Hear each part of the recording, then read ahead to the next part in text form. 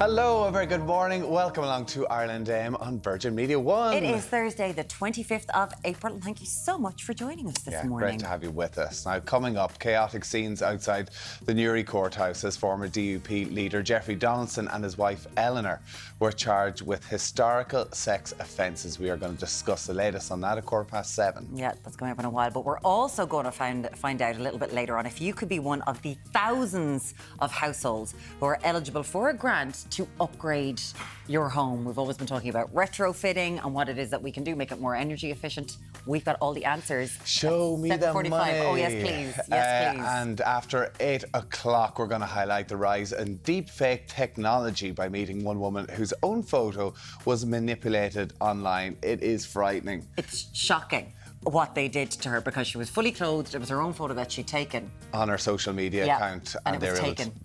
And able to remove.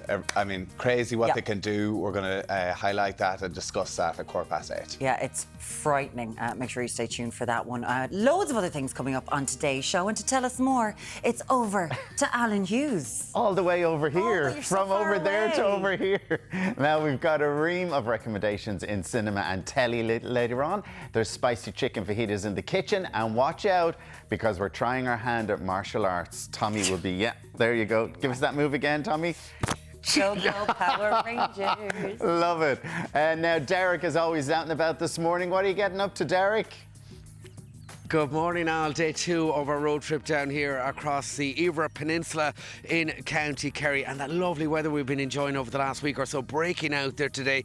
Showers into northern areas, then in from the west later on. Some heavy rain through parts of the south, in across the southwest as well. So plenty of the wet stuff on the menu as we push our way into the 25th of the month. Now, Cahersiveen Harbour is where we're at this morning, and coming up later on, we're off to find out about the Whole Wild World bus. It is a reading initiative that runs the length and breadth of the West Coast. So we're going to be paying a visit to a local national school here in the area. So that's all coming up a little bit later on this morning. But guys, just take a look over my shoulder here this morning. There is the most beautiful building here perched along the River Fertra. Any idea as to what it is, Tommy and Morin? Is that the house Morin always goes down and says in Kerry? No, it's not a Disneyland Palace.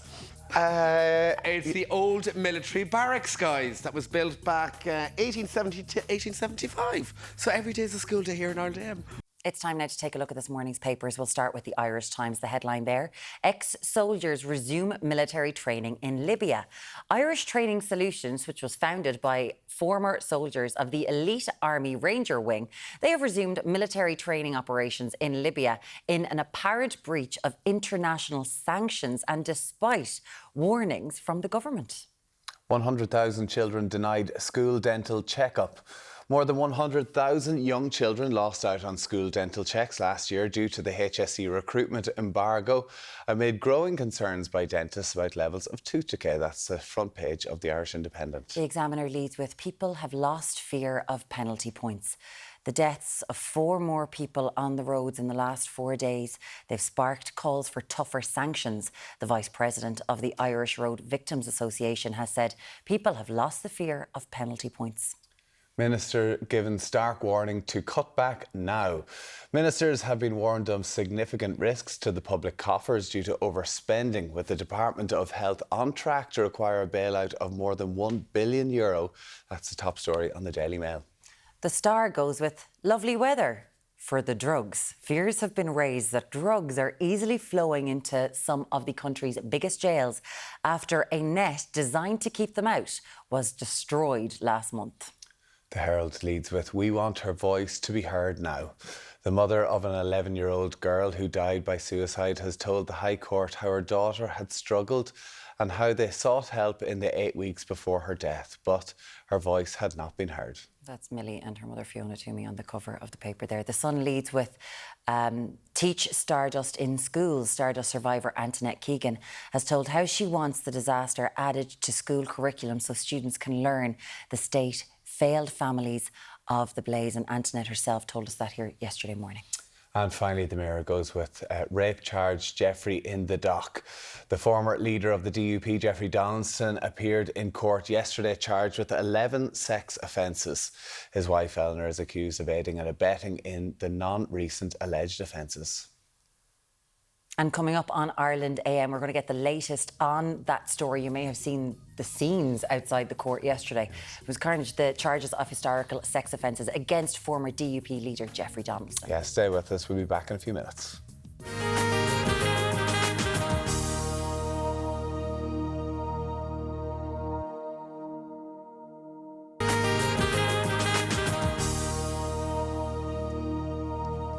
Welcome back. Now, yesterday saw former DUP leader Jeffrey Donaldson appear in court charged with rape and other sexual offences spanning over 2 decades. Joining us now to discuss the events of yesterday's proceedings, which were all over the news, is journalist Amanda Ferguson. Amanda, thank you so much for joining us. You were at the court yesterday. You were outside. You were also inside in the overflow court. So can you take us through what happened yesterday and what he was charged with? There was a huge media scrum outside Newry Courthouse yesterday, maybe 60 or 70 journalists, which wouldn't be normal for that sort of small court. So everyone was there for the arrival of Sir Jeffrey Donaldson, MP. He remains the independent MP for the Lagan Valley constituency, although he's no longer part of the DUP. He's been suspended. So essentially, Jeffrey Donaldson and his wife, Eleanor Donaldson, spoke only to confirm to the court that their names, their ages, and that they understood the charges against them. So Jeffrey Donaldson is facing 11 charges of historical sexual offences, including rape, gross indecency and indecent assault. And his wife, Eleanor, is also facing 4 charges concerned with aiding and abetting offences. So these charges took place between 1985 to 2006. Yes, spanning over 2 decades, and there's 2 complainants in the case. Obviously, in cases of serious sexual offence allegations, complainants in those cases have lifelong anonymity. But whenever Sir Jeffrey and his wife were arrested last month, within hours, essentially, the DUP had issued a statement saying that he had resigned as leader and that he'd been suspended as a member pending the outcome of the judicial process, because obviously that's important that that's respected. He is still Sir Jeffrey Donaldson and she is Eleanor's Lady Donaldson. Is he functioning as an MP in the House of Commons? Well, it's an unusual circumstance in that he's voluntarily staying away from the parliamentary estate in London, and I know that Labour MPs such as Jess Phillips have been talking about if MPs are subject to sexual offence allegations or serious allegations like this, that it shouldn't just be a voluntary matter. But he does remain the independent MP for Lagan Valley. There's no by-election in that constituency yet, and that's probably because there's a general election expected in the UK, probably in the autumn, maybe October, November. But certainly what's happening, it's at the centre of it. It's a human story. It's about the complainants and it's about the defendants, and you have to respect the judicial process, but it does have political implications as well for the North. Well, that is exactly it, because, of course, Jeffrey Donaldson was the leader who took the DUP back into power sharing only just, I think it's 2 months ago, the start of February. So that was so recent. In terms of this, he is the first political figure. It's the first time we've seen a political figure of this stature being brought to court over these sort of serious sexual offences. So in terms of the DUP, he's been taken away from the DUP. They've removed him from social media and everything else. But what ramifications could it have for the power sharing and for the Stormont executive? Within hours of the arrests and charges being made public, the DUP moved very quickly to issue a statement saying that the judicial process had to be respected, that Sir Jeffrey Donaldson was no longer the party leader and that he had been suspended from membership. He's also been suspended from membership of the Orange Order pending the outcome of the judicial process. And he was a trade envoy for the UK government. He's no longer fulfilling that role. Even that, but even in terms of overall from the DUP side. Yeah. Well, Gavin Robinson... Will this impact them? Well, it has the possibility of doing so. Obviously, Gavin Robinson, who was the then deputy leader, is now the interim party leader. It hasn't been made official that there should be no contest or no official sort of coronation of his leadership. But certainly you could see on the faces of DUP reps that they were in deep shock after the announcement. Gavin Robinson wasn't expecting to be leading the party at this stage. And I think one of the issues is that Lagan Valley, where Sir Jeffrey Donaldson is an MP, and also East Belfast, where Gavin Robinson is an MP, are two of the seats that are in contention to change hands at the Westminster election. Alliance is sort of nipping at the heels of the DUP, and it's not really clear yet whether what's unfolding in the judicial process is going to have an impact on how voters turn out at the ballot box, whether some DUP voters may move to the Ulster Unionist Party or may move to Alliance or may move to the TUV perhaps, which is sort of thorn in the side for the DUP. So it has ramifications, could have possible ramifications for power sharing, because obviously he was a driving force behind doing that. Well, all of the parties have moved to not make political gain on this. Sinn Féin has said that it's not going to be something that destabilises government, that the business of government continues. But I think because Michelle O'Neill is the First Minister for Sinn Féin and Emma Little-Pengelly is the Deputy First Minister for the DUP, she was very much viewed as a sort of Jeffrey's pick as such, and she's an unelected MLA who's been elevated to the highest office. So it's possible that is a bit destabilising, but certainly the DUP is trying to have a sort of business as usual attitude and detach themselves from the judicial process. Of course, you mentioned that he was knighted back in 2016 for political service. So what are the kind of personal political ramifications of this? Yes, well, obviously the court process has to play out. That was what was decided at yesterday's hearing, that the next stage of this process will be on May 22nd, whenever the case is up for mention, to set a timetable. Now, Sir Jeffrey Donaldson and Eleanor Donaldson don't have to be in court for that.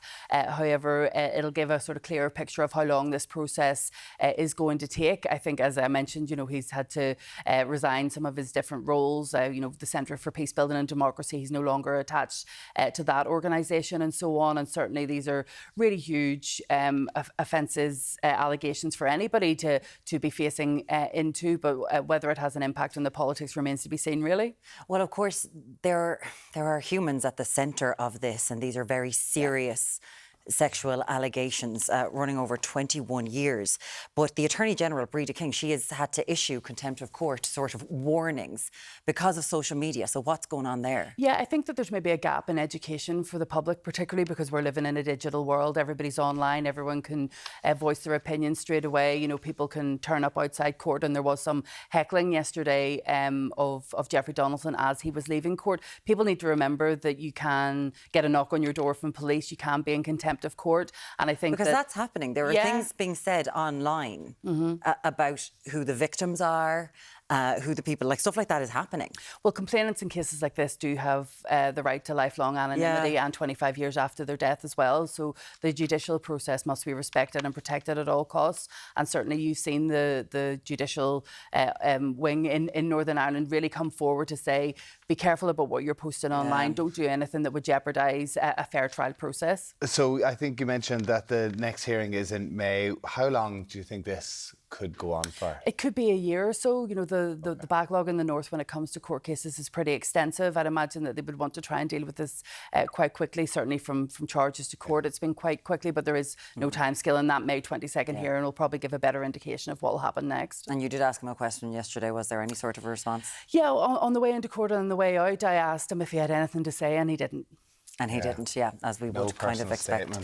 Amanda Ferguson, journalist who was covering that story, thank you so much for joining us this morning. Thank you, Amanda. Thank you. Now, coming up, we're going to delve into some of the other big stories in today's papers, and there is one there about the HSE recruitment embargo. Plus, we're going to chat about penalty points and whether people have lost a fear of them. Get in touch with us, 0896 111 111. What do you make of that? We'll be back after this short break.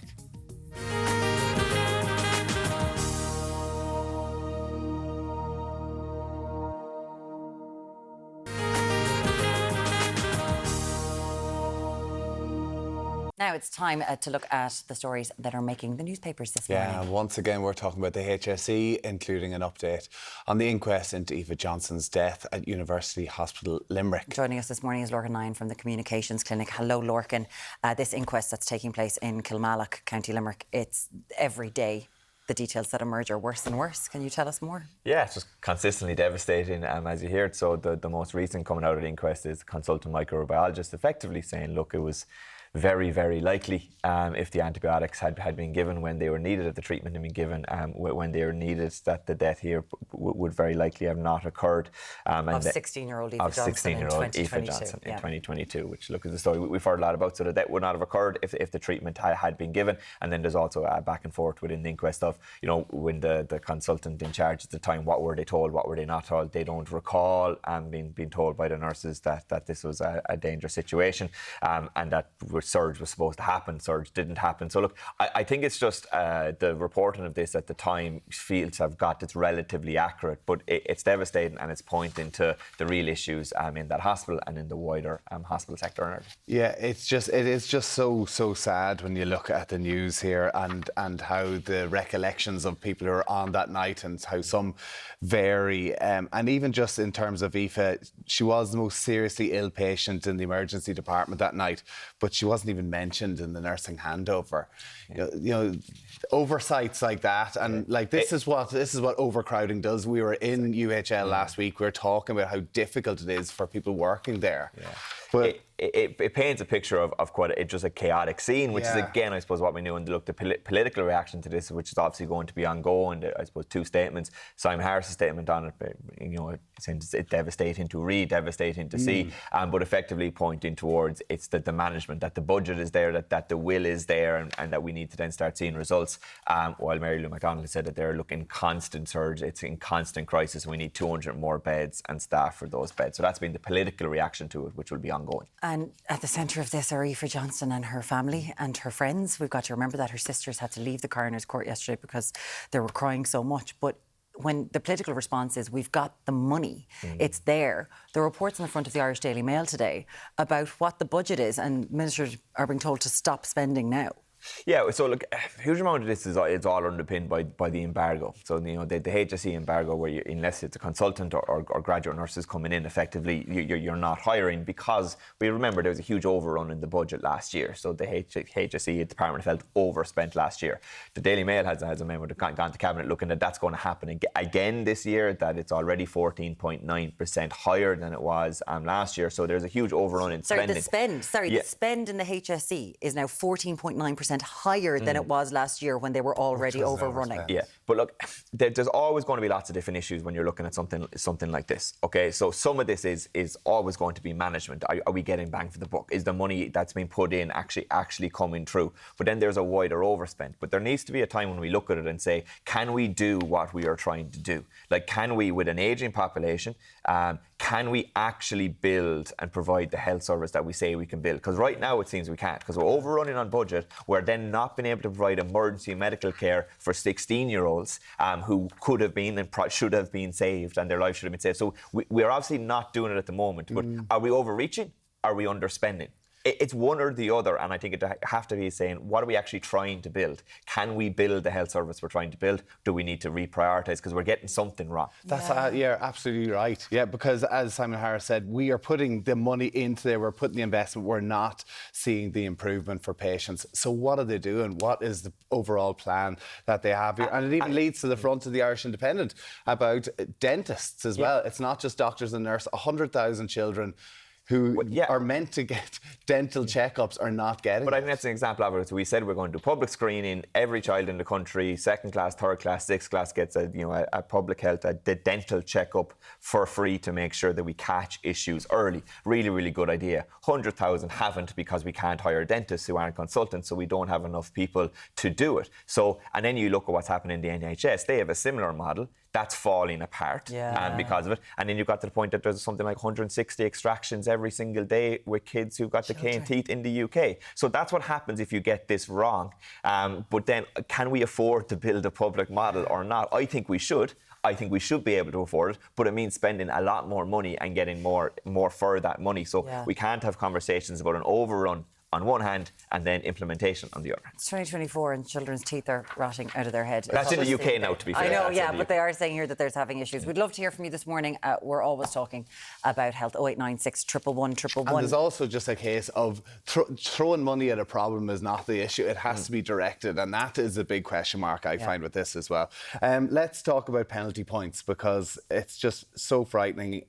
so many mornings we read the papers here, and it's another person has died on Irish roads, and it's frightening. 4 more people have lost their lives in just the last 4 days, which has sparked calls for tougher sanctions. Yeah, and look, it feels like, you know, you get a story like this every day, but if you look at the numbers, we're not too far off. But there is a fatality, you know, every second day, shocking. really, based on the numbers. Absolutely shocking. And no different to the HSE, you know, or the overrun, the overspend. Like, the numbers increased significantly last year, and now they're up again and increasing again this year. So, like, we have to do something about it. And it's the kind of thing where, when you look at it, you should be thinking, look, we have the data on this. Like you have the data on fatalities, so we should be able to do kind of more targeted approaches than we're able to do. I was looking at the fatalities, you know, for last year. 50% of them happened between 8 p.m. and 8 a.m. So 8 p.m. to 8 a.m. It's not when lots of cars are on the road. That's when 50% of the fatalities happened. 50% of them also happened between Friday and Sunday.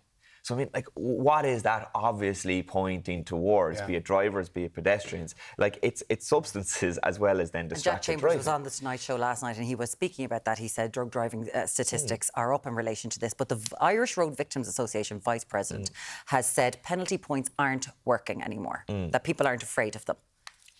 So what? I have talked about my driving on this show before, right? I've taken my time getting my licence. I have it now, all right? So I've gone through that process relatively recently, all right? But I've never seen, I haven't had a checkpoint, you know, in the time that I've been driving. But I've also gone through the entire learn how to drive process, and there's nothing in it about how distracted are you on your phone. Like, what's the impact of being on your phone? Nothing in it. There's nothing in it about how impacted is your driving if you've had a drink or if you've been drinking. There's nothing in it about drugs. There may be in the theory test that I did ages ago, but in the actual process of getting the licence that says you're allowed on the road by yourself, there's nothing.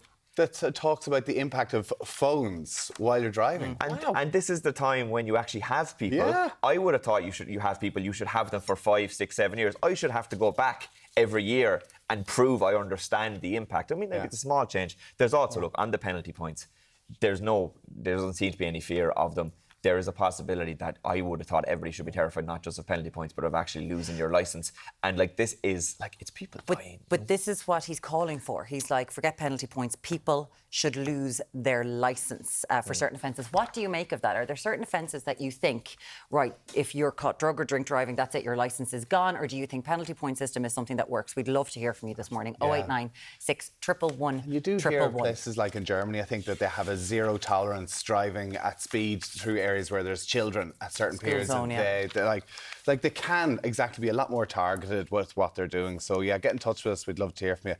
Now, Taylor Swift. You listen to the album? Like it? Her new album? I haven't listened to it as of yet. I'm told it's a bit sad. I don't like sad music, Tommy. I like a bit of sad music. Yeah. You like it, did you? I like the first song anyway. Fortnight. Yeah, it's Fortnight. good. The smallest man who ever lived. It's a long album.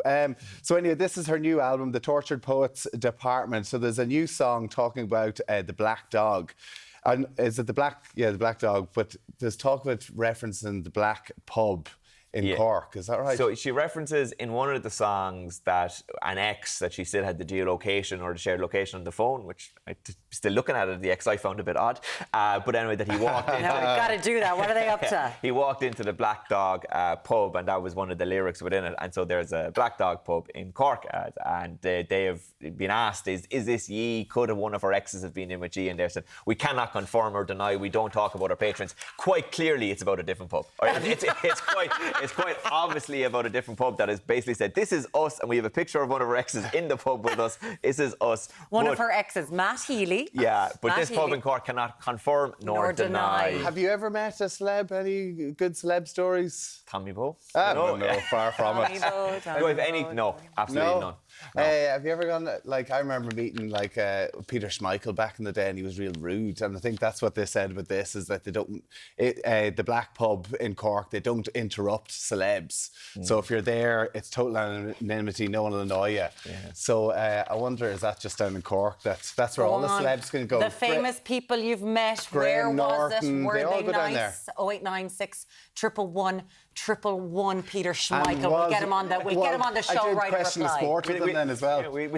There'll be a feud there now. You know, Tommy Bow says Peter Schmeichel was rude. No, he's lovely when I'm next. Actually, that's all a bit Monaghan. Hey, Larkin Lyon from the Communications Clinic. Great to have you with us. Thank you. Now, Alan, what's coming up? I know. I know what's coming up. Don't ask. Okay, we'll keep that for later. Now, coming up after the break, we're going to discuss the government's long-awaited low-cost loan scheme for home energy upgrades. See you in a few minutes.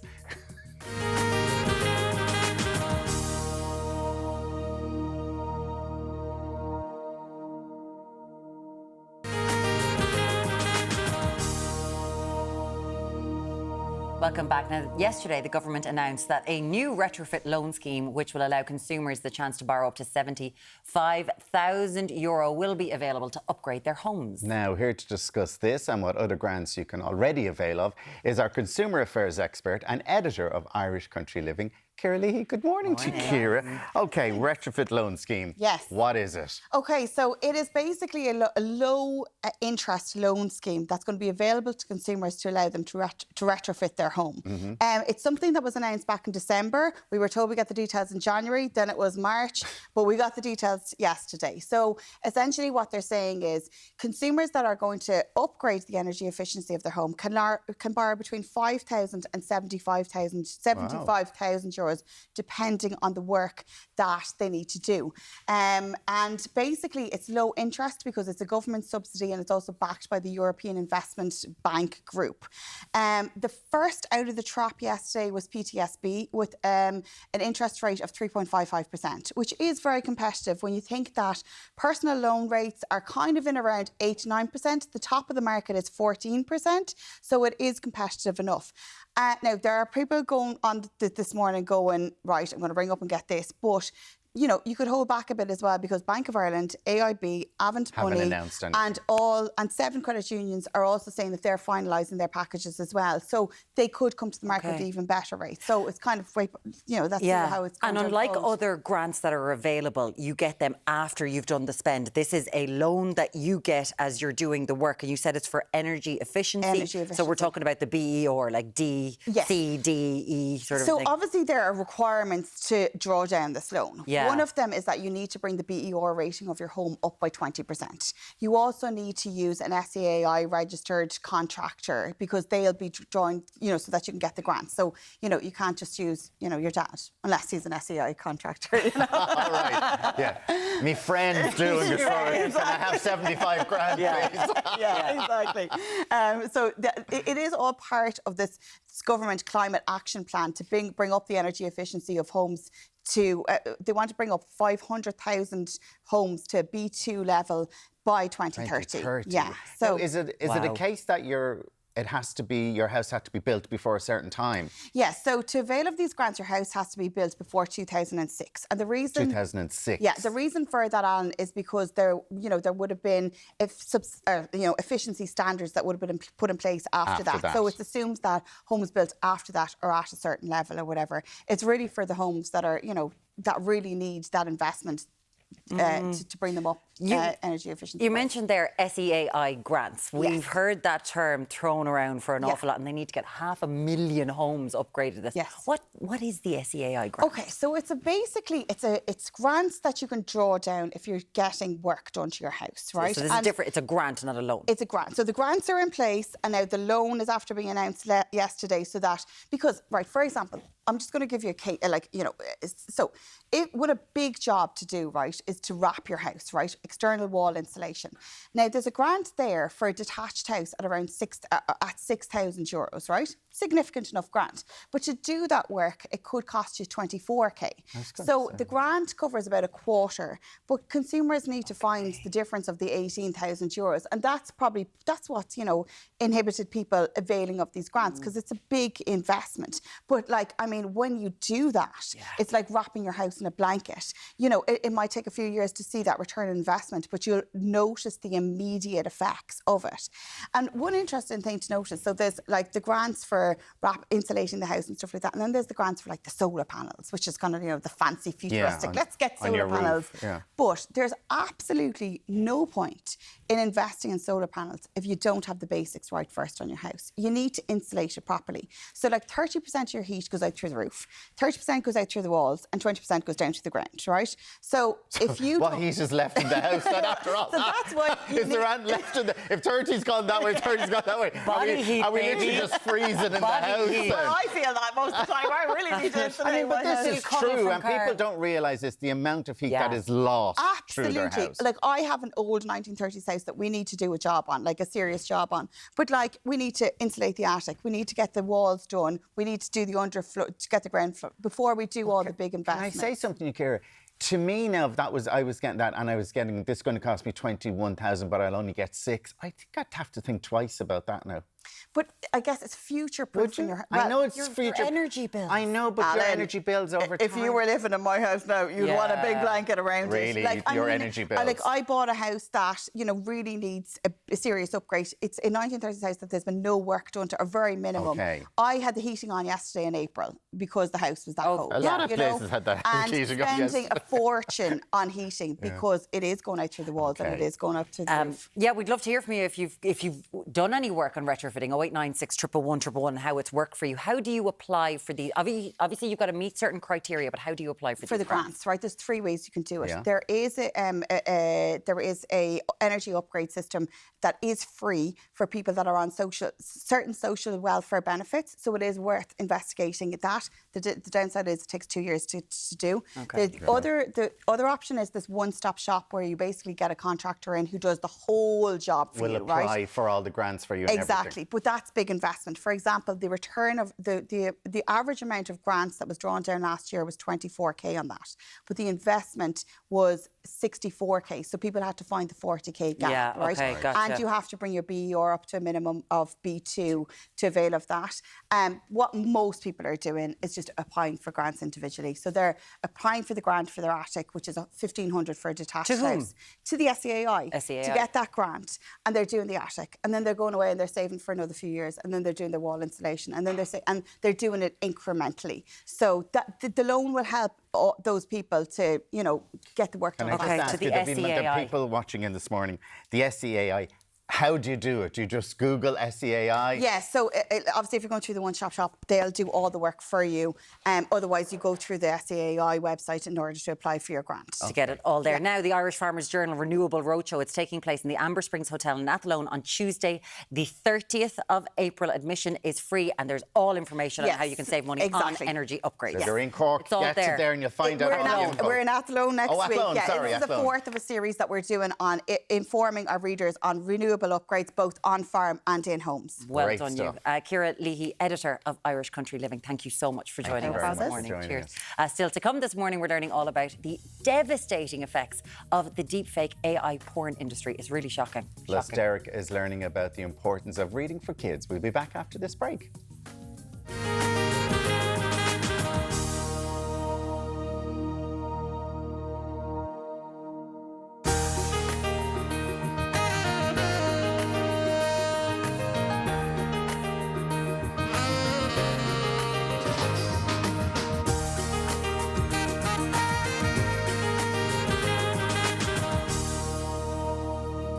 Time now to take a look at this morning's paper, starting with the Irish Times. The headline there, ex-soldiers resume military training in Libya. Irish Training Solutions, which was founded by former soldiers of the elite Army Ranger Wing, they have resumed military training operations in Libya in an apparent breach of international sanctions, despite warnings from the government. 100,000 children denied a school dental checkup. More than 100,000 young children have lost out on school dental checks last year due to the HSE recruitment embargo, amid growing concerns by dentists about levels of tooth decay. That's the front page of the Irish Independent. The Examiner leads with people have lost fear of penalty points. The deaths of 4 more people on the roads in the last 4 days have sparked calls for tougher sanctions. The Vice President of the Irish Road Victims Association, he has said people have lost the fear of penalty points. Minister given stark warning to cut back now. Ministers have been warned of significant risks to the public coffers due to overspending, with the Department of Health on track to require a bailout of more than €1 billion. That's the top story on the Daily Mail. The Star goes with lovely weather for the drugs. Fears have been raised that drugs are easily flowing into some of the country's biggest jails after a net designed to keep drones that were carrying the drugs out. It was destroyed last month. The Herald leads with, "We want her voice to be heard now." The mother of an 11-year-old girl who died by suicide has told the High Court how her daughter had struggled and how they sought help in the 8 weeks before her death, but her voice had not been heard. The Sun leads with Teach Stardust in School. Stardust survivor Antoinette Keegan has told how she wants the disaster added to school curriculums so students can learn the state failed families of the horrific blaze. And finally, the Mirror goes with rape charge Jeffrey in the dock. The former leader of the DUP, Jeffrey Donaldson, appeared in court yesterday charged with 11 sex offences. His wife, Eleanor, is accused of aiding and abetting in the non-recent alleged offences. Now, going on from a couple of those stories in the papers this morning, I think it's the Examiner talking about 4 deaths in the last 4 days on Irish roads. 68 people have lost their life so far this year on Irish roads, which it's just frightening. And there's been a lot of questions we put out there in what do we do? And do we need to be a bit more harsher with the punishments? And we were just chatting there, and Jackie sent in a text about it as well. Put speed limiters on cars. No cars or bikes should go over 120 kilometres an hour. That sort of, to me, would make sense. It's simple, yeah. It's so simple if every car manufacturer brought that in. I wonder why they don't and why they say they wouldn't. Yeah. And even because they do have the limiters, you could, if you wanted to be really serious, because your sat-nav can tell exactly what zone you're into, that there's a limiter for each area. But even this one as well, Clodagh said, I've never been breathalyzed. I'm in my 30s. None of my relatives in their 20s have ever been through a Garda checkpoint.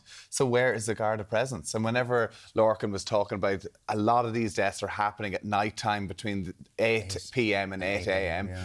But I got breathalyzed, I think, in my early 20s, but I haven't been breathalyzed. I don't think I've ever been 20 breathalyzed. years. Have you ever been breathalyzed? Yeah. Yeah, terrifiging, but great. I don't think. I actually well, don't think I've terrifying, ever but been that's good. breathalyzed. Oh no, it was a great thing coming up to it. It would scare you, and it would make you not want to be caught. There are 440,000 extra cars on the roads since 2001, I think it is, and there are less guards policing. And of course, Drew Harris says that he wants every guard to do 30 minutes of road policing a day, and the GRA are saying that that's just a stunt, a PR stunt. But Claire says it doesn't matter whether you take away people's licences or give them penalty points if there's no Garda on the roads. I haven't seen a checkpoint since COVID, is what Claire says there. But do you think straight up for certain things, should there just be straight up lose your license? How many penalty points do you need? 12 before you... Okay. 0896 111 111, get in touch with that one. The story in the front of the Irish Independent as well is about 100,000 children have been denied dental checkups due to a shortage of dentists. Thomas, my son, is in 4th class now, has never been seen by a school dentist. So as a parent, dental hygiene should be part of the child's life right away when they're born. Thankfully, no issues with my children's dental health so far. And so many more coming in. Sharon, my son is 12 in November and has never once been called for dental checkup. I've been bringing him privately since he was 5. 0896 111 111 to get in contact with us. Now, up next, we're going to be exploring the surge in AI porn and how deepfake technology it's spreading to include you, me, children in schools. It's terrifying. Yeah, we're going to discuss that after the break.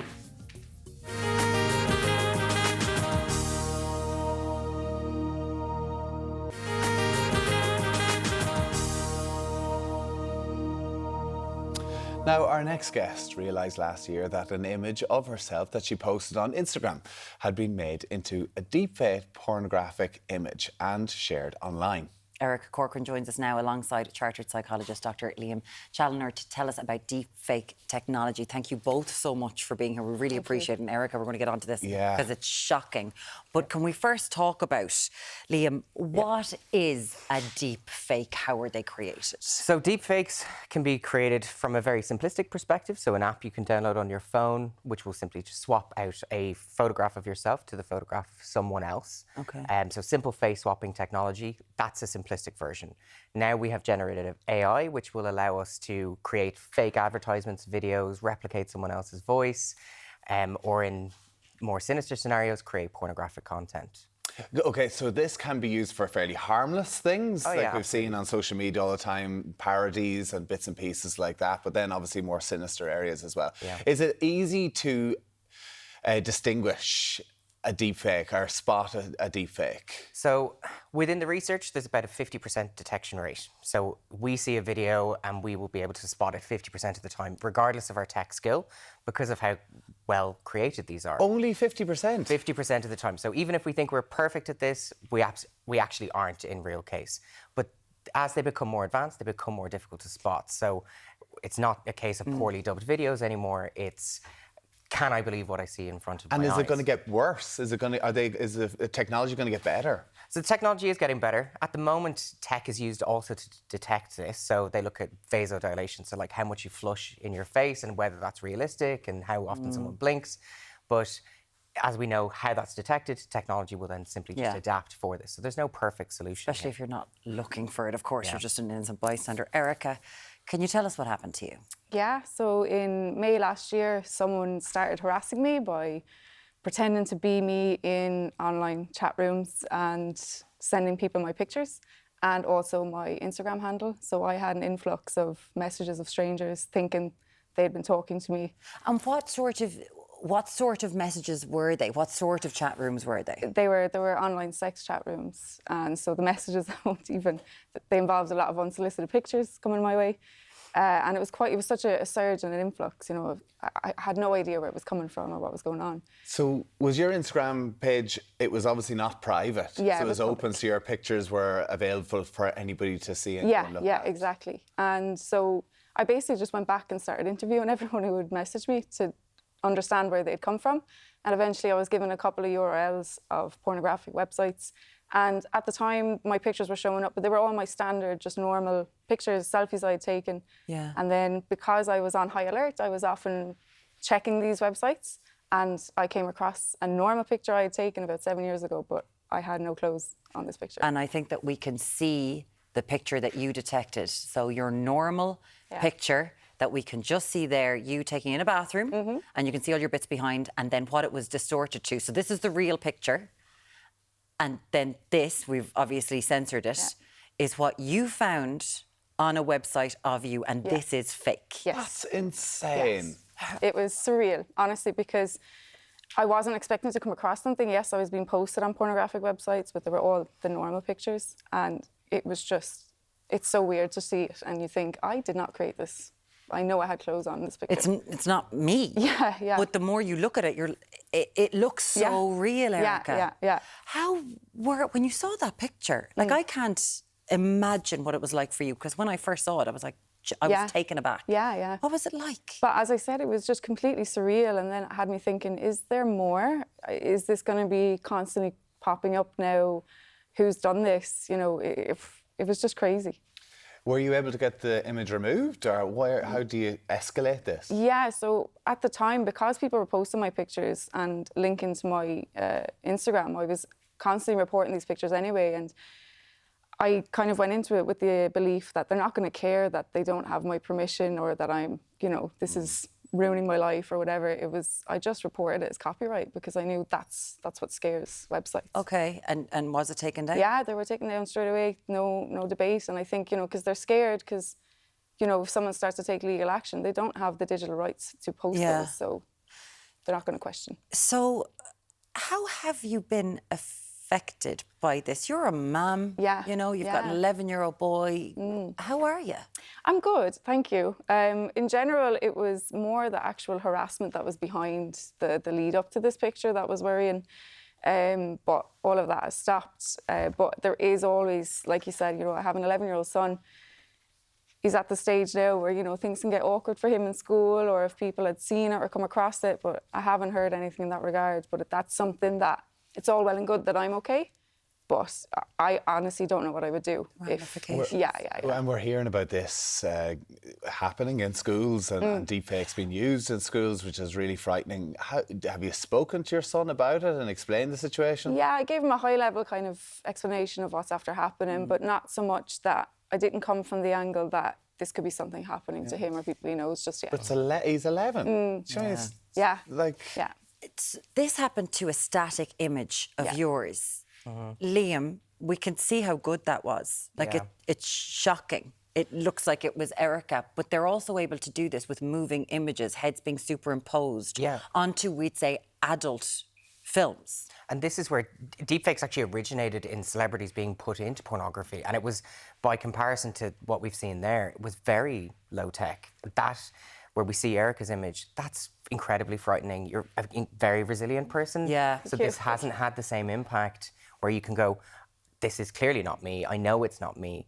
And if by comparison to like Erica's son or a family member sees something like this, we're going to believe what we see and not instantly go, sure, Erica's not done that, because we might be uncomfortable to have that conversation, and it's a true test of resilience, I think, in Erica's case. If somebody finds a picture like that online and was to spread it, like, is there any legislation, is there any laws out there to stop this? Yeah, so like Eric has spoken about copyright already. There's obviously, that is effective in terms of the pornography industry. The websites. This is covered under the non-consensual sharing of images legislation. So where an image of us is shared without our consent, even though it's an AI-generated image, that is still covered under that legislation, which hopefully is a space where we'll start to see it being used. There's so much to talk about here, because obviously we know that there's the technology there on social media sites to go, oh, I can take that down really quickly, but it's a fight to get someone to talk to you.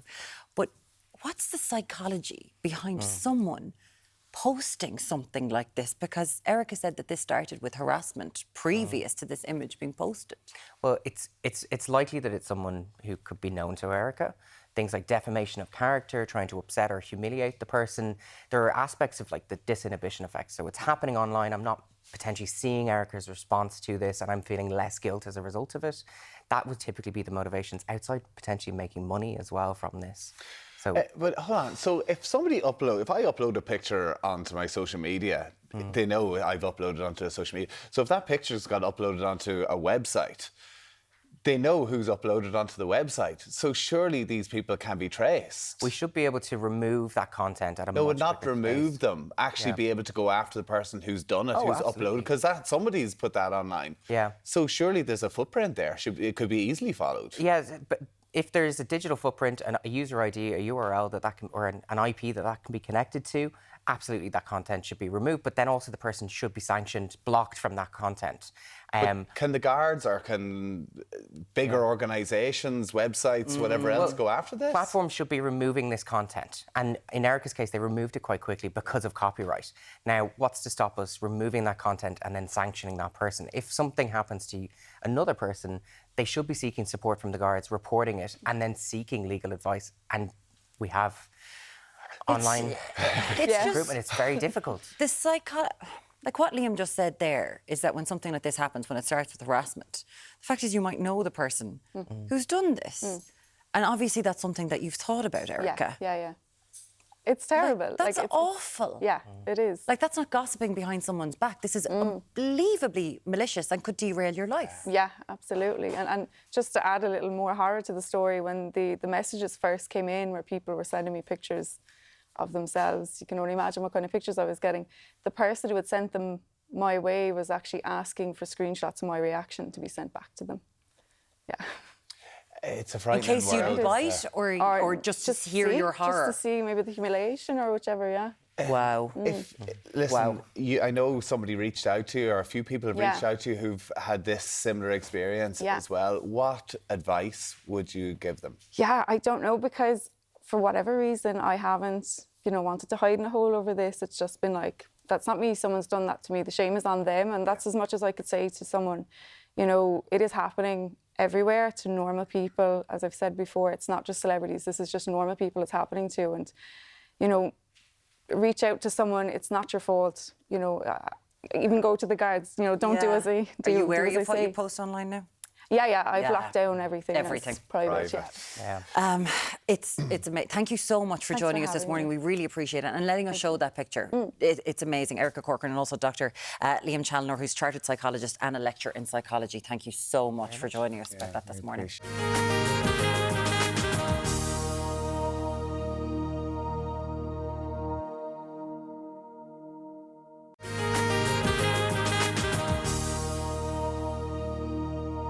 It's great to have you back. We're very excited in the kitchen this morning. There's spicy chicken fajitas on the way. Yes, and our chef Edward Hayden is here. Edward, over to you. Everybody is all delighted we're this morning. delighted. We're always delighted when you're here. And Even we're not more delighted than normal. Not so delighted that we have to wait. Yeah. Before we can Listen, eat. after all my time, you kind of learn all the tricks. Now, listen, what I'm doing here is I'm just starting. There's a couple of elements to this dish, so I'm just going to kind of walk you through them all nice and quickly. So I've just started here. I'm just cooking up some chicken, okay, and I'll come back to that in just a moment. So I've just got some chicken strips. I'm going to put it onto the pan. To that, I'm going to add in a little bit of chilli and some garlic in just a minute or two, but I'm just going to let those just cook a little bit first of all. So essentially what you're doing is kind of like a little stir fry for all the world. And this is a bit cheap enough, Edward, because you see those chicken strips in packs and they're really cheap. So you can do it with chicken or you can do it with beef or pork as well. Then what I'm going to do is I'm going to take some of the Irish yogurt Clonakilty. I'm using some of their half-fat creme fraiche. So I'm just going to put that into the bowl here. To that, I'm going to add a little bit of black pepper, okay? I'm going to add a little bit of lime juice, and I'm sure you all know from your cocktails, just give it a nice little roll, and that just makes the juice easier to extract. So is this is just a creme fraiche? Because you have generally with fajitas, you might have guacamole salsa, and then obviously the creme fraiche or the... And that's exactly what I have here today. So I'm going to have a whole selection of building your own. Now, so that's some lime juice gone into that. Just back here to the chicken, I'm going to add in some garlic. I'm going to add in some mixed vegetables there. And I've got, as I said, a little bit of diced chilli. So I'm just going to keep that motoring away here. Okay? And that's all good as well. So, whilst that's motoring away, I'm just going to get some coriander. What's the pot? I'm lost. Is the pot the same as the pan? This is the one I've made earlier. That's a bit advanced, okay, grand, you know? Grand, okay. Bit advanced. There's a big pot of stuff going on there that you're not talking about. Listen, when you come to Ireland AM, you have to have a big pot of stuff. Absolutely, yeah. Now, I've got some fresh coriander here, and I'm literally just going to tear that in. And that's the thing with coriander. Just put it in at the very last minute. Okay, that kind of, those fresh, soft herbs like that. And then I'm going to mix together the lime, the coriander, the black pepper with the lovely citrus creme fraiche. And I'm just going to put that into a nice presentation bowl. Oh, they're one of your and have that ready to go. Got my lovely Moss's bowls there. Very nice. Now, meanwhile then, I'm going to take an avocado. So with the avocado, I'm just going to cut it down through. Okay, just like so. Are you making the guacamole now I'm going to make the guacamole as well. Yeah. Listen, I'm spoiling you this morning. You are. Now, so take out the stone and then use a nice ripe avocado, just like so. And then what I'm going to do is I need to make sure that it is nice and ripe. So I'm going to put in a little bit of juice here as well. So a little bit of either it's lemon or lime juice, whatever suits yourself. I'm also going to put in a little bit of coriander. You didn't roll that, Edward. Which? You didn't roll that. Yeah. It was. I rolled it before I started. Now, I rolled it before. Then what I'm going to do is with my little immersion stick blender. Coriander again. So the coriander, I've got the lemon juice, the coriander and the avocado. And I'm literally just going to pulse that. I just barely want to pulse it. Yeah, I like it kind of, I like it not too blitzed. Yeah, and I am actually going to add a whole load of bits and pieces to mine here as well. So, first of all, what I've got is I've got some more of the Irish yogurt Clonakilty creme fraiche. Oh, that goes in. I'm going to pop that in there as well to loosen Probably it. too creamy for you now, is it? Okay, you could loosen that up really nicely. Then what I have here is I've got some diced red onion. So I'm going to put a bit of diced red onion in there. And I've also got some tomatoes, which I've de-seeded. Okay, and I'm going to take those in there as well. This all goes into the guacamole. That all goes in and makes a nice little chunky guacamole, just like so. So it's really nice. Now, again, you'll often see where there's like a little tomato salsa separately as well. So what I'm actually doing is conflating the two of them together. So it's got all the bits and pieces in there as well. So I'm starting to build it. This is a real kind of a Friday night option, okay? So you can see that there just like so. A little bit of black pepper is always lovely in there with the avocado as well. And then I'm going to pop that into my presentation bowl. And consequently then I'm just going to finish off the chicken. So the chicken, I have a chicken little kind of a stir fry for all the world, cooking away here. So what I've done is this one here is well underway. So I'm literally just going to now finish that off really nicely. We've got our chicken, we've got our vegetables there also. Then what I've got is I've got my dressing or my relishes for this. So I'm using some soy sauce. So I'm going to put in some soy sauce in there. And I'm also using a little bit of sweet chili jam or sweet chili relish there as well. Well, sometimes you get the seasoning mix, the kind of fajita you can, mix of course, and stuff 100%. as well. And you can use that as well. This is effectively just making your own little saucy, sauce isn't it? for it, okay? See the way you're doing it in a pot. It's okay to do it in a pot. I'm doing it in a pot just because I have a larger amount for the whole Ireland AM family, okay? Looking after everyone. I'm looking after everybody, and I will finish off this one as well. I just took it off there just to demonstrate that the men can't multitask. That goes in literally at the last minute, does That it? goes in literally at the last minute, and that's really important that you kind of put those in at the last minute, because if you put them in too prematurely, it'll just kind of burn too much for you. Oh, now, so if you can just see, we're going to start serving up. So, sit down. Now, you can see what I've got there. I've got some lovely, the relishes, I've got some grated cheese, I've got the warmed fajitas, and I've got some salad.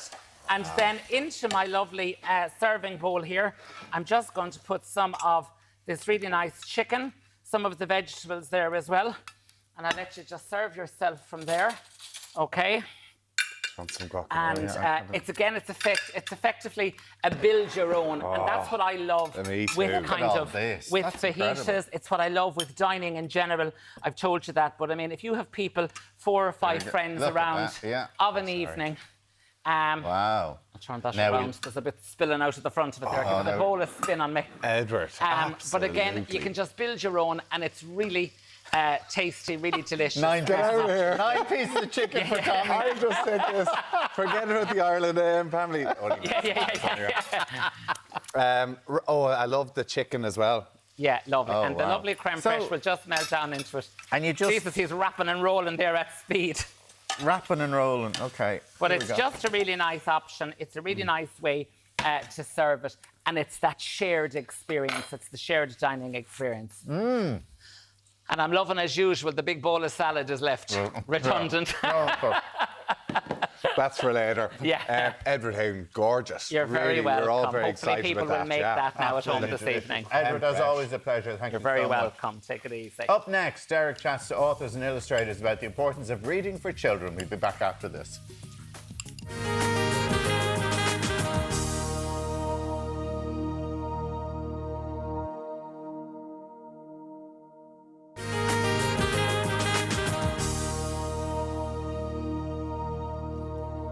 Thanks for staying with us. Now, all morning, Deric has been hanging out on the funkiest bus in Ireland. Yes, he's been helping those on the whole Wild World bus tour, which is encouraging children to read. Deric, how are you getting on?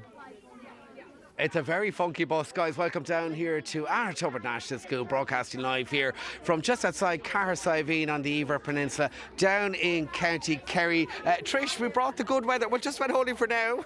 Yeah, I was holding you personally responsible, Deric. I knew there was a reason we brought you. And of course, Trish, you were on the AM couch before, so it's great to see what you're up to down here now. I was on the couch, I was telling them about this, and I didn't know if it was a threat or a promise, but they said, we'll send Deric down. And here we are. Anyway, good to have you with us. Ashwin is here as well. And first up, tell us about the Whole Wide World Bus Reading Initiative. What is it about? Yeah, so the vision for it really was that we would take a bus with children's book writers and illustrators on a mad gamble from Mallinhead down to Mizzen. And along the way we're meeting children and talking to them, inspiring them, hopefully. They're inspiring us, certainly. And we have about 36 artists coming and going from the bus.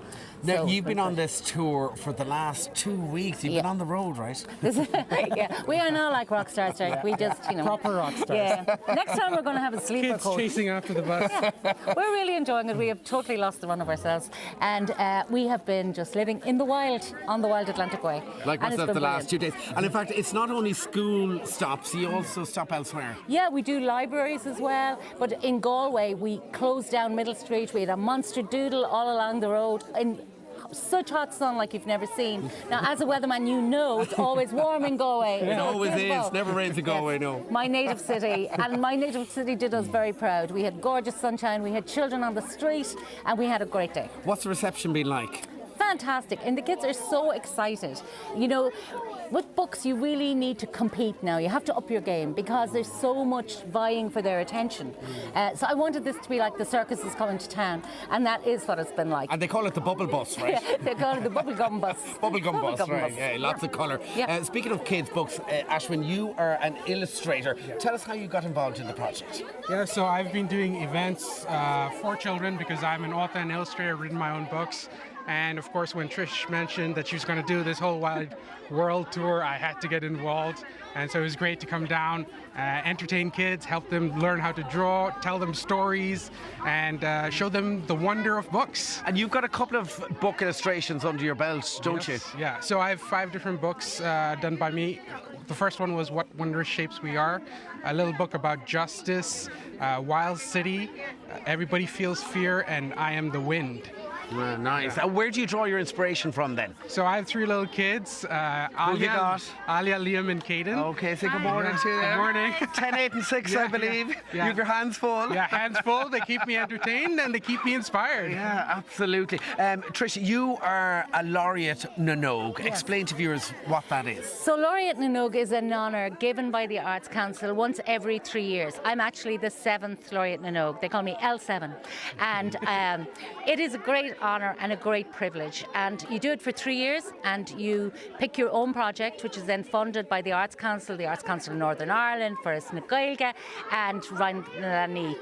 But it's like just a huge privilege. You get to go out, and the thing that has inspired me all my life is reading, and to be able to share that passion with children. Yeah, I was going to say you're very passionate about books, yes, right? I am. I'm very passionate about books. But also, Derek, you know, it's an easy fix. We know now, the science tells us now that children who read for pleasure will do better at school, but will also do better in life. They will be happier people. So it's such an easy thing to put right. So I am determined to put a book into every child's hand. Okay, Trish and Ashwin, we'll come back to you in a few moments' time. First up, we're going to say good morning to Faye. And Faye, tell us about your favourite book. My favourite book is Dork Diaries, and it's so adventurous and I love it. And the whole Wild World Tour's landed in school. Are you enjoying it? It's so fun. There's amazing authors and illustrators, and they're so kind. Yeah, brilliant. Now, Michaela, what's your favourite book? My favourite book is Daisy and the Trouble with Sports Day. And what's that about? It's about her and like her school are doing like a sports day, and she really wants to win the egg and spoon race, and she wants to beat these 2 twins, and she ends up winning it, but they catch her cheating, so she loses. Oh, okay, she loses in the end. And what about you, Carl? What's your favourite book? My favourite book is The Long Hot from Jeff Kinney. And what's that book about? It's about a man who goes through challenges, and then his friend Vardy helps him on. Okay, and are you loving the fact that the whole Wide World bus tour is here? Yeah, I'm so delighted. Yeah, go on. Then I get to go on TV, like. Get on TV. And at home, you're a farmer as well, aren't you? Yeah. And what have you got at home? I've got sheep and cows. So you're a busy man. Yeah. You are, absolutely. So, Trish, I mean, it means a lot to the kids, doesn't it? Yeah, I think it does. And I think they're very excited to have people here to talk to them. It's lovely for them to meet Irish authors and illustrators. You know, I think if you can't see it, you can't be it. So hopefully they will think that's a job for me. I mean, who wouldn't want this job? Exactly. Ashwin, any more books in the pipeline? Yeah, I have 2 books coming up. One is with a Paralympian in the UK. That's You Can Be Anything. Yeah, okay. And then another book that is yet to be announced. Okay, but it's in the works. Where can we find out more online, Trish? So if you go to Children's Books Ireland, who are the people behind this project, childrensbooksireland.ie, you'll hear everything you need to know. All right, so from Trish, Ashwin, we have got Faye, Michaela, and all the students here. And in fact, we've got all the mammies. Good morning to all the mammies. A big wave from everyone here in Kerry. Back to studio. They're very shy. That's brilliant. Derek. Well done, Deric, and well done to Trish as well, because Yes. she was here talking to us about it a couple of months ago, and we said, yeah, we'll get Deric down, but it's so important, and I know even for my own kids, to get them reading and like just the whole imagination. They're giving out books and everything. It is so good. Huge congratulations, and Deric's had a gorgeous 2 days in Kerry. Yeah, he really has. Now, lots more to come on Ireland Day, and we are going to be hearing about Zendaya's brand new movie, and it's meant to be rapid. Can't wait. Rapper. Good, We've got rapper some relaxed style on the catwalk. Plus, we're going to be transported to Japan. That would be nice. By learning all about their culture and heritage, all in the final hour of Ireland Day.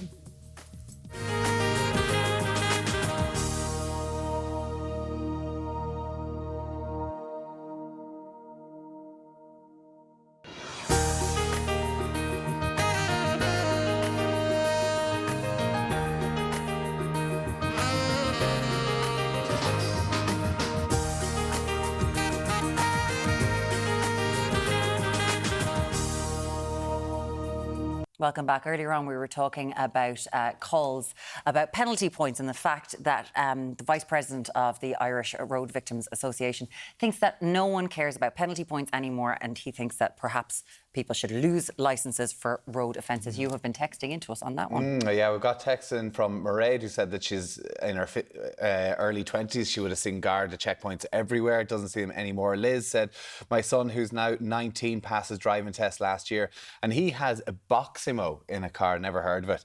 But it is provided by the insurance company. It monitors his driving speed, dangerous driving, etc. And we as parents get a report on it every week. As we paid for the insurance, it's not only helps keep the cost of the insurance down, but more importantly, it helps us to have control over his driving habits. Fab. Very clever. How have we never heard of that? Very let's clever. look into Great that idea. more, Yeah. and see it. Tim says, we often travel from Dublin to Kinsale. We set cruise control at 120 on the motorway. The majority of drivers stick to that, but you'll always get somebody, and you always will, who will just fly by it, overtake you, and out you go. Why not increase the fixed penalty to €250 plus €10 per kilometre over the limit?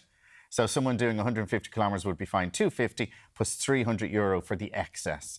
Yeah. And then double them each time there's more offences. Hit them in the pocket, yeah, absolutely. I think that Boximo, though, as you say, is something... Boximo, we have to look into. There we go. Yeah, we might actually look into that check one. that out. Now, on a lighter note... For something different, do you know that Ireland, when we try a sport, we get incredibly good at it? We're so good at the old rugby. Look at what was going on in the swimming there with Noreen. She's fantastic.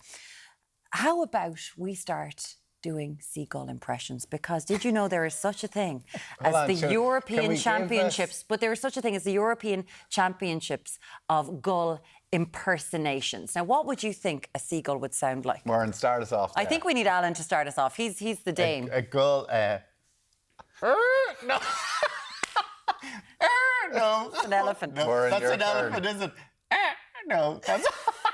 Go on, Tommy, you go next. No, Warren's up. No, you go next. I've got to tell the story. Come on. No, I can't. Come on, it's your thing. I swoop in, get some chips. That's yours. Anyway, So we need to tell you about dogs. Cooper Wallace. Cooper Wallace is 9 years old. He is from Derbyshire in the UK. He travelled to the European Gull Screeching Championships in Belgium, You're not gonna win. where he won at being the best at doing impersonation of a seagull. Can we take a look at Cooper Wallace doing his thing?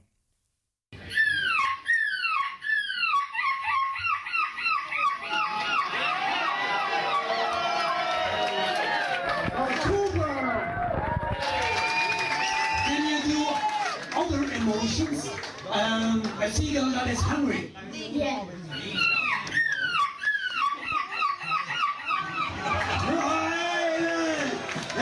The jury, 70, 90, 90, 18 and 90.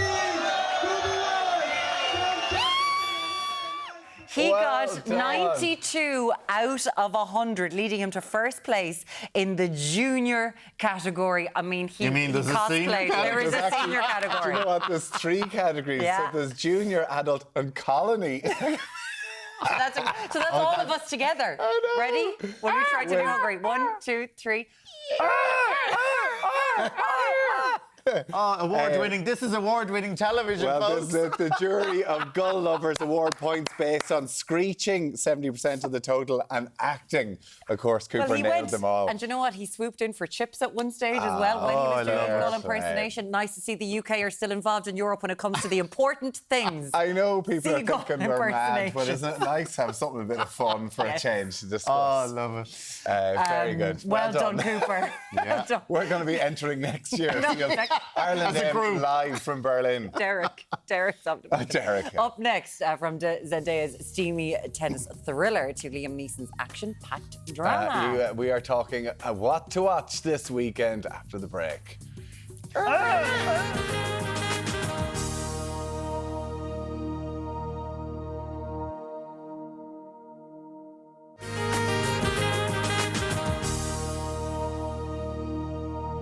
Welcome back. I'm excited about this one from attention-filled tennis drama to Liam Neeson leading a double life. We're helping you decide what to watch this weekend, whether it's at home or at the cinema. Yes, giving us his honest reviews as always is entertainment. He's Brian Lloyd. Hey Brian, great to have you with us. Challengers. So this new flick with Zendaya in it. What's it about? Yeah, so Zendaya basically plays this tennis prodigy who has a career-ending injury. But before that happens, she kind of sparks up sort of a menage a trois with Josh O'Connor and Mike Feist, who are these two tennis players on the kind of the youth circuit. Fast forward to a few years later, she's now coaching Mike Feist and is actually married to him. But his career is basically on the downward slope. Josh O'Connor, meanwhile, is trying to work his way back up into the pros. They meet at this tennis competition in New York, and then sparks begin to fly. Let's take a look at challengers. You think that tennis is about expressing yourself, doing your thing. So you don't know what tennis is. What is it? Tashi Duncan, she's in another league. You were incredible today. To have a fashion line, a foundation, she's gonna turn a whole family into millionaires. What are you gonna do now? Unfortunately, my only skill in life is hitting a ball with a racket. I want you to be my coach. I want you to be my coach. How often does this happen? Going after the same girl? Right. So we've heard a bit about this. Yeah. Is it living up to expectation? Definitely. What are you making of it? Yeah, it really, really is. Like, I mean, Zendaya apparently spent something like 3 to 4 months purely just learning how to play tennis and stuff like that. And when you watch it, like, the way that it's done, I mean, I haven't seen a tennis film, and there have been a few of them. Wimbledon, Battle of the Sexes, Match Point. Yeah, exactly.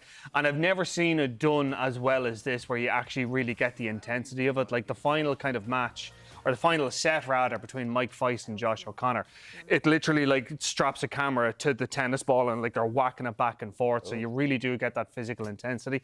There is also the sexual chemistry that's gone on, because this is basically an erotic thriller that just happens to be set in the world of tennis, you know?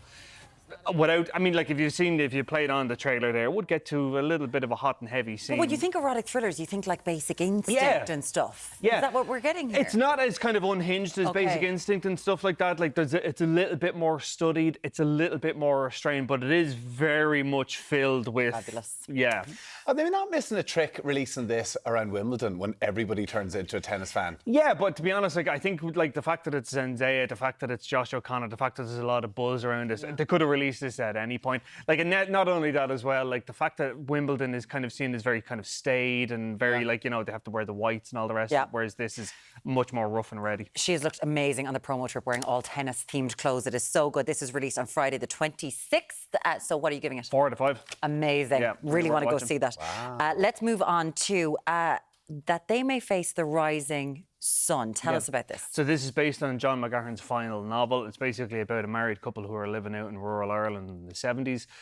Like a lot of John McGahern novels, plot is kind of like secondary. It's basically a year in the life of this like small town community where people come and go from their houses, and they themselves are starting to kind of wonder if their place is in this community or should they go back to basically London and sort of wider civilization. Okay, there's a lot of Irish faces, Irish stars in it as well. Let's take a quick look.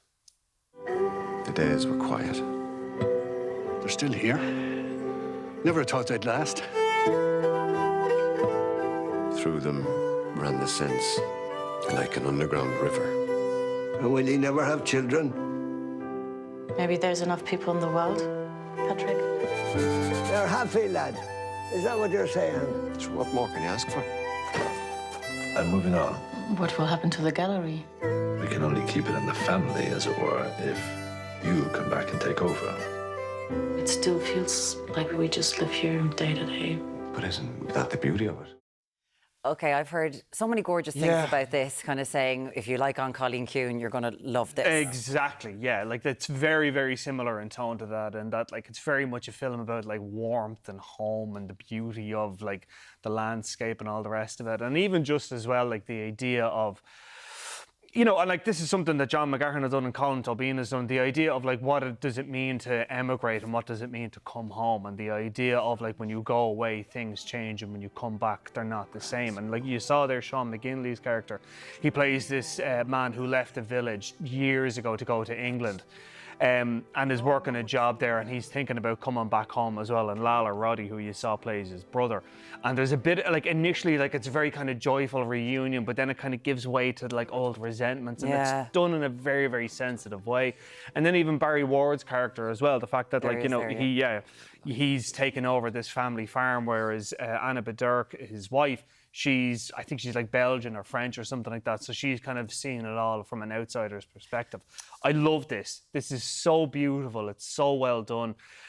It doesn't really kind of, nothing, it's not that thing of like nothing happens, but it's just that it moves at a very like considered pace. Okay. So like if you liked on Colleen Kuhn, you're going to love this. Fabulous. Okay. Yeah, well listen, Colleen Kuhn was a fantastic show as well. I love that just with all the stars we hear, worldwide stars, but like some brilliant Irish actors in this show as well. What are you going to give it? 4 out of 5. Oh, this gorgeous. is brilliant. This is really, really worth watching. And where can you see it? Sorry. It'll be in cinemas, so like you'd see it in basically your local cinema. Like it's getting a fairly big release. Yeah.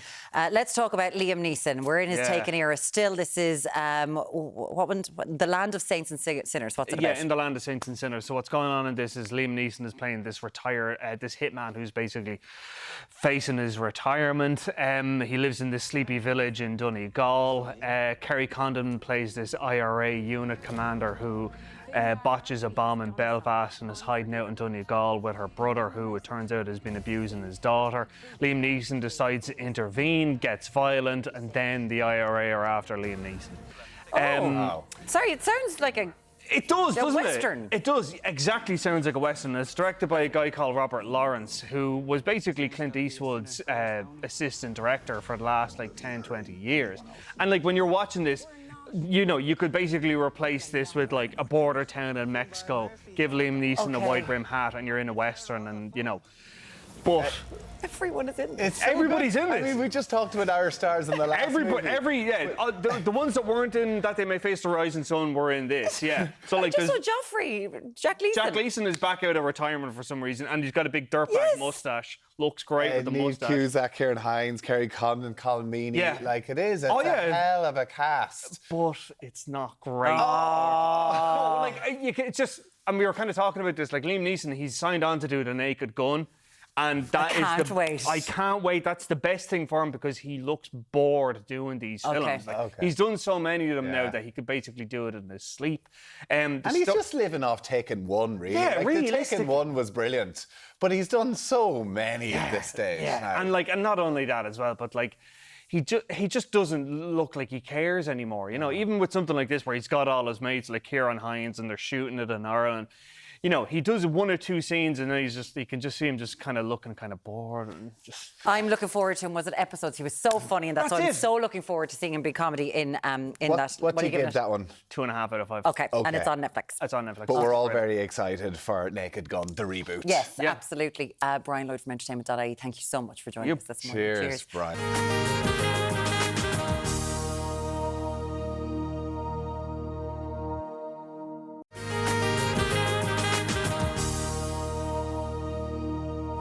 With summer on the way, we have the perfect looks to keep it casual but classy. Yes, joining us now is stylist Lorna Wakeman. Good morning, Lorna. Good morning to both of you. Let's get straight into it. And Sarah is first up. Sarah is first. And when Sarah walks out, you will notice something about Sarah and I is we're wearing the same outfit but in different colours. So we have, and so I'm sitting, she's standing, so we can definitely say it's very comfortable. And you're for dressed both. up and this is casual. Exactly. This is often the casual. Lovely, isn't it gorgeous? We were just saying how blue is such a real strong colour for this season, actually, in different ways. This is kind of like a dusky blue. We'll have a navy in a little bit later. So it is having a real moment, but also the fact that this is our favourite word, co-ord, Alan, which we talked about a lot. You buy the two together, exactly. So what's lovely about that is one look, pop on, you're done. But then you can actually wear them separately if you want to as well. Coordinated outfit. Yes, we did this before, remember? Hey, listen. The fact he remembers where the office is sometimes, I'm surprised. But you'll see how really comfortably these trousers fall because there is actually a very subtle pleat just underneath the elastic, which is so nice around your tummy. It just makes the fabric fall. And I hate to say this because clothes have to be able to be worn all the time, but my God, if you're going on holidays, that's a great getting on the plane. Yes, I actually think it's amazing. I have to go to the airport straight after this, and are you going to keep that on. I'm staying in this for comfort. Yeah. It's so great. So you've got a couple of different colour combinations with this as well. This is all coming from the Casual company today as well. And size range good? Size range is good, 10 to 12 to 18, 20. So you've got a little bit of a wiggle room between each size as well, which is really good. A lovely little pair of trainers with it. Trainers to go with trainers. it. Exactly, for every day, but especially going on holidays. I think this is so handy because you're going to bring runners that match everything anyway. So this is just such a lovely thing. And also the balance of their super white new look trainer with the white stripe, I think is a really lovely combination. And silver hoops. Silver hoops. Blue is a very cool tone, so wearing it with silver jewellery is actually a really nice pairing as well. And I think with earrings this year, that's where it's all at. It's all about earrings this season. And I love when you're wearing something really casual that you can just automatically dress it up with something super simple. Gorgeous. Sarah, we'll see you back here in a few minutes. Have fun getting changed behind there. She's run back. Hannah is out now. So we got a sneak peek of this earlier on, and it's the return of the cycling shorts. And now, very divisive piece of clothing, but what is so different about this is the fabric, because it's not that shiny lycra. It's a lovely and soft kind of brushed. So it looks a little bit dressier. And just to show the fit, we've tucked in the top this morning. Now, obviously, you can wear it out over the shorts as well and create a lovely proportion. But the elastic on this is lovely because it's a thick band, but also you've got extra fabric around the waistband. So it'll stretch really nicely, but not look like it's being pulled. And that's really important. You're saying people are going to be wearing this not just to the gym or doing their exercise? Absolutely. Really? Like, this is a lovely casual summer look. So let's say in the winter you might have put on a pair of leggings and a top.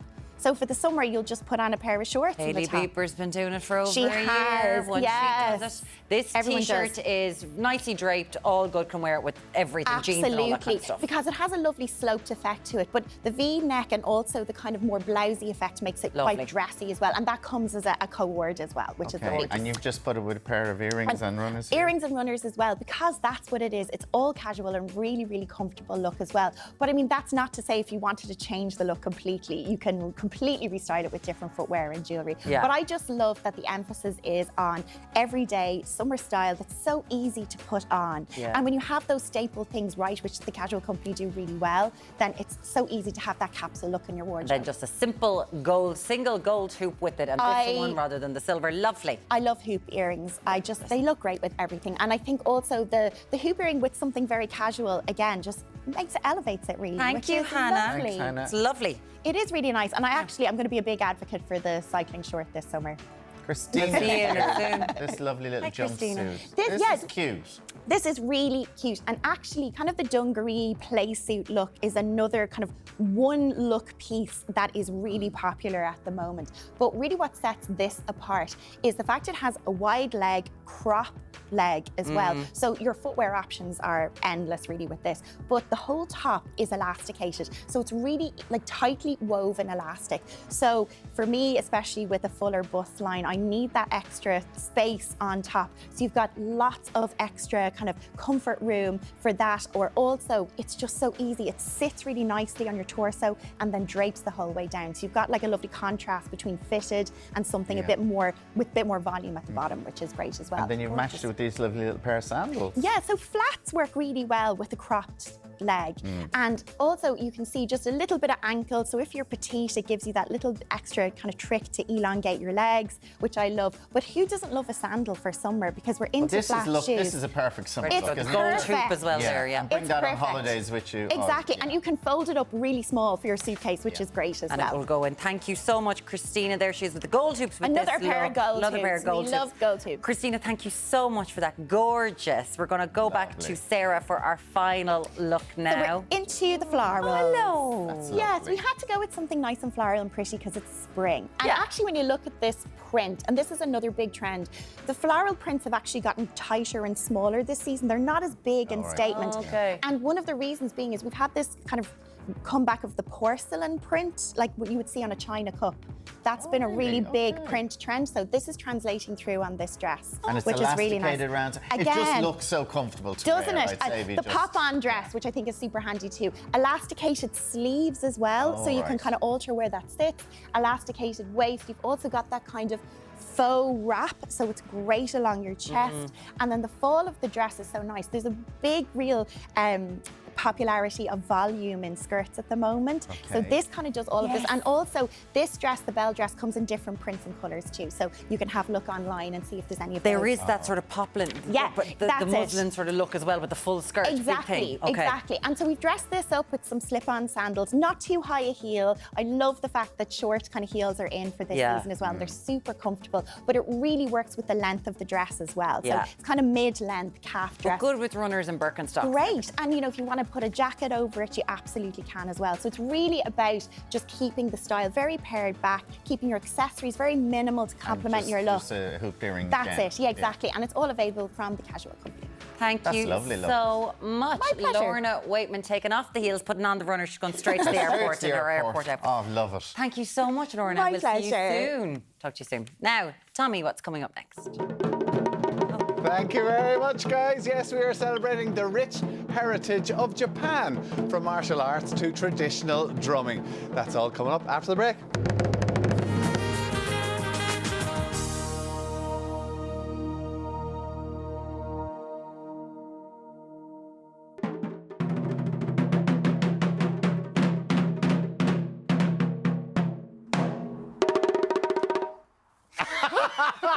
We nailed that, didn't we? That was Tommy's bit at the end there. I love it. Over 3,000 people with Japanese heritage currently live in Ireland, and the annual Experience Japan Festival returns this weekend. Now, here to give us a taster of what to expect is committee member Noboko and martial arts demonstrator Aidan O'Reilly. Good morning to you. How are you? Ohayou gozaimasu. What is it? Ohayou gozaimasu. Oh, thank you so much.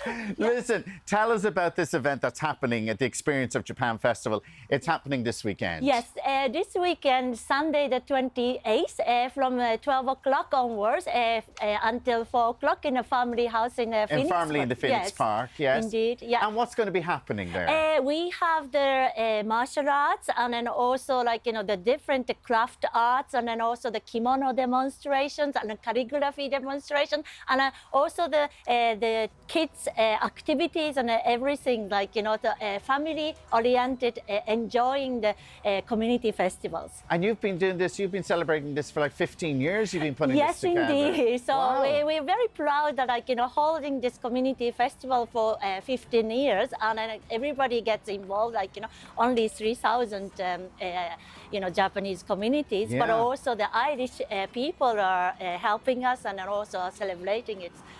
15 years. And Great. how important is something like this for the Japanese community in Ireland? It is very important for us to, embrace our, lovely culture based in Ireland, and then also heritage children and all the Japanese people can show our very nice Japanese cultures. And it feels like it looks like it's a fab day out to bring your family along, like for Irish people as well to go along, not just your Japanese heritage, but to get to know more about Japan. Yes, indeed. And then also people love the Japanese food, and then we have a lot of Japanese food stalls. Indeed, the ramen, and then also the karaage, and then probably other hot food, maybe the weather dependent. Well, it looks like I think it's going to be okay on Sunday. So I hope so. It just feels like great day. So everybody just arrive up to Farmley on Sunday. Yeah, Sunday, indeed. And then also we have the fabulous the stage performance by the communities as well as all the professional musicians as well.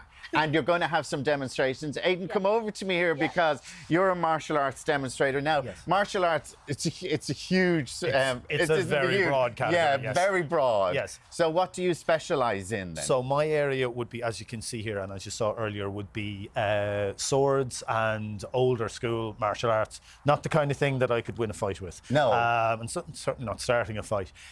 So I would be demonstrating at the festival. I would be demonstrating Kotori Shintoryu, which is a 500-year-old sword art. It's the oldest excellent martial art in Japan that they have at the moment. Wow. And how did you get involved in that then? I have been practicing martial arts since I think it was about 16. Yeah. And then we would do, and then from there I found some guys in Kilkenny that taught me how to do it. So if you want to, so this is not a full sword. Don't worry about it. I was too dangerous to give me a full sword, yeah? No, don't worry. It's a real sword. It's a fake head. So if you hold it just at the very end there, yeah, okay, and then you just let the hand settle there, yeah, okay, and you bring your foot and you just step, nice big, just long step forward, yeah. There we go, okay, and then what I want you to do is you bring it up to your temple here, okay, yeah, right, turn it, right, and then step around like that. Okay. So it's all about coordination and stuff, is it? So when you don't actually fight, do you? A lot of this would be just all those movements and coordination. Exactly. So what we would do is, rather than actually fighting ourselves, we would be doing. You would be swinging, and I would be like swinging back at you. The only things that should make contact are those. As the sword. Okay, let's do that. Yeah. I will follow you. Let's do it. Okay. So the right foot forward. Yeah. Okay. And then you're going to bring this up here. Yeah. Okay. And then you're going to take a nice step to there. Yeah. Okay. And turn and cut down. Cut okay. down. And that's cutting down into somebody's armor or onto their hip. Okay. So everything's got a all these demonstrations will be happening all day. Exactly. Now, you've got Tommy, a fierce warrior in Alan Hughes there. A fierce warrior. I'm kind of wondering, I should maybe ask for the buck and back. There you go. Take it but back. Tommy, there's lots of the drumming as well. Yes, Hanoko as well. Yes. You're here to teach us about the taiko drums, and they're a big part of Japanese culture. Yes, so these are traditional Japanese drums, and we are the Experienced Japan Taiko team. Okay. So we'll be performing on Sunday all throughout the festival on the main stage. So, like, how long have you been practicing? Well, I'm 16. I think I started when I was 6 years old, so almost 10 years now. And how important is it to the Japanese culture to, like, taiko drums? Is that like a big thing that everybody would learn as a youngster? Well, it's more of a traditional Japanese instrument that you play at the Hanami festivals. And the festivals Matsuri in Japan, you get people uplifting. It's an uplifting instrument, so you can raise the energy. Okay, right. Well, you're going to give me a quick lesson here. We're going to go back in, I think, to Muireann, who's going to tell us what we've got for tomorrow. Are you going to do your drumming? Oh, we're going to do our drumming first, are we? Right, okay. Right. So what are we going to do? I think Luke-san's going to show you a small demonstration, and then you can try. Okay, copy here him. we go.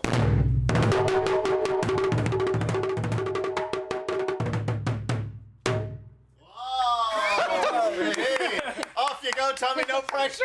What did you say at the start? Hup.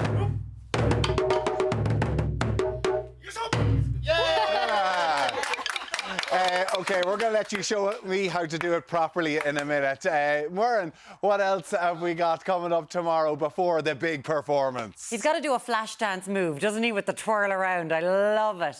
Coming up tomorrow, she's gone from news desk to dance floor. Eileen Dunn will be stopping by. We learn how to spot the signs of rosacea. Plus, we've got colour style advice on the catwalk. Ireland AM is back tomorrow live from 7, of course, but now ahead of the Experience Japan Festival this weekend. Here is a very special performance from the taiko drummers. Take it away.